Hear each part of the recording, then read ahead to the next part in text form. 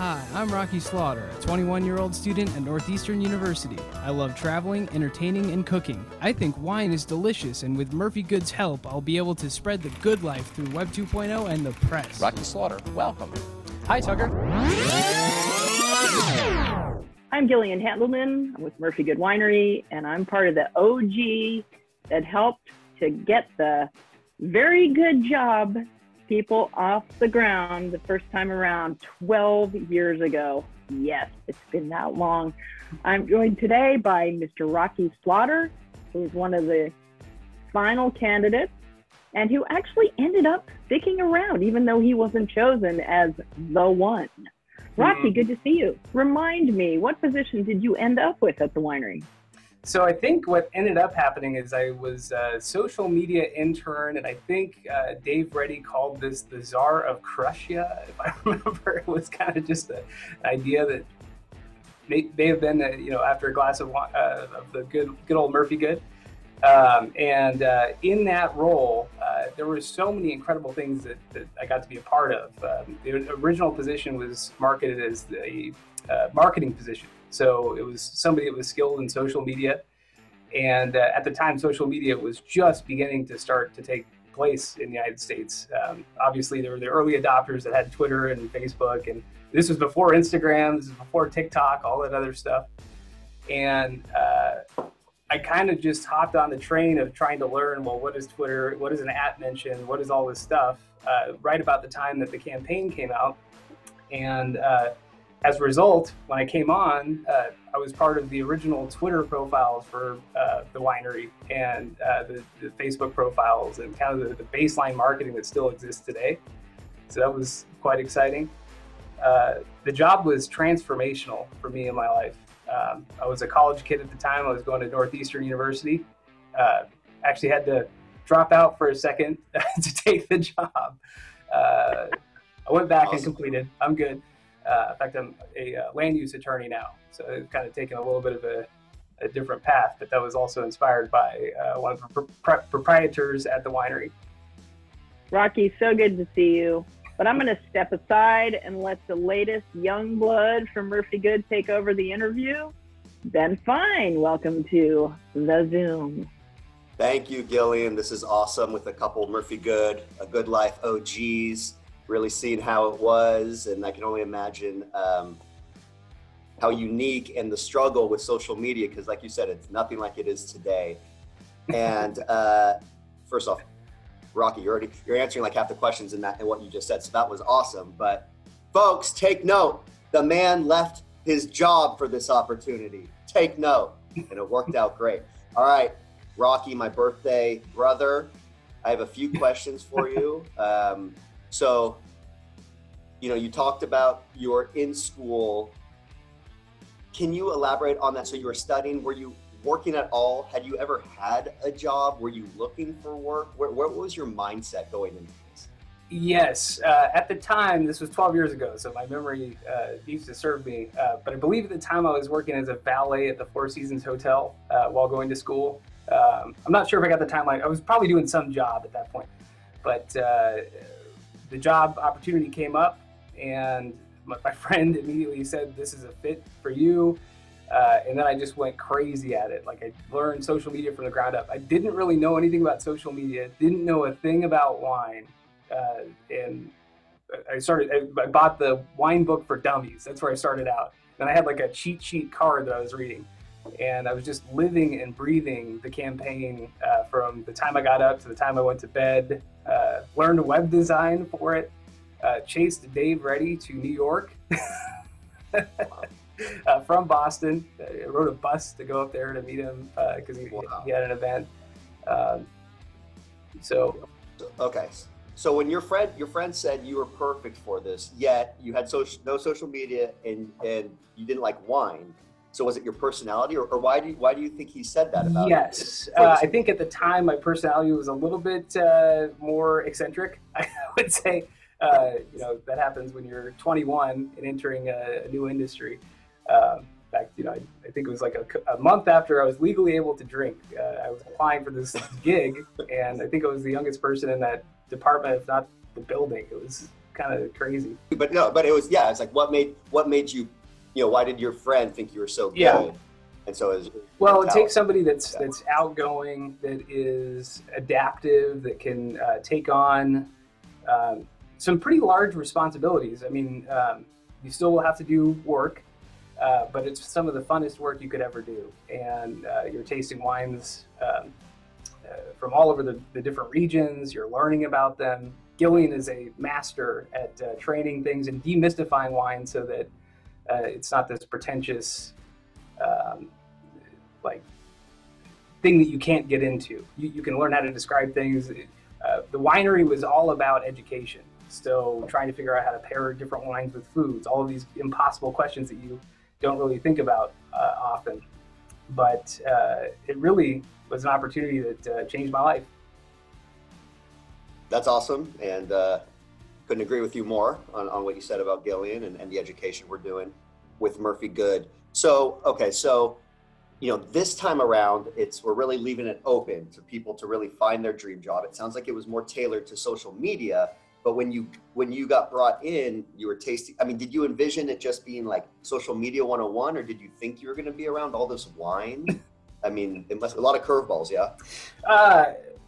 They were very pleasant curveballs. So, yeah, I didn't really know what to expect going into the position, obviously. I didn't realize that I was sitting across the table from the owner of the winery at a crucial stage in the interview, which you'll very quickly learn the entire business is a family-run business, and everybody's close, and there's no real hierarchies or anything that you have to get over. It's everybody likes to have a good time. In fact, I love Murphy Good's old slogan. I don't know if it's the same today. It's we take our wine seriously, ourselves not so much. It's one of those, like, it's not the slogan, but it's the mantra. It's the mantra. Yeah. Bring out.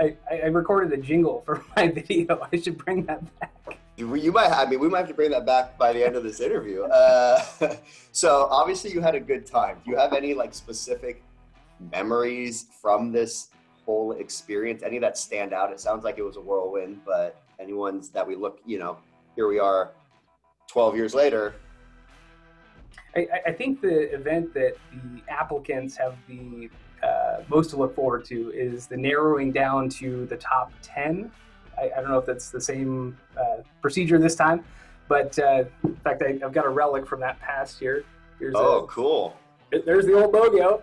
Oh, nice. And this is signed by Dave Reddy. And basically, when they narrowed the pool down, they did some really cool things where they kind of had the group compete with each other. It kind of felt like it was a little bit on a reality show.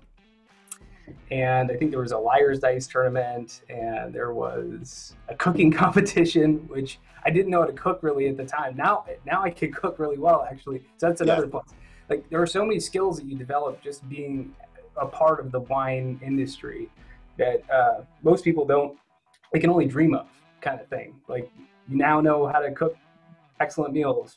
You know what wines they pair with. You know all the things that people talk about on movies and TV shows, but it's actually kind of rare knowledge that for just a layperson that's getting into it, it's really cool, immersive experience.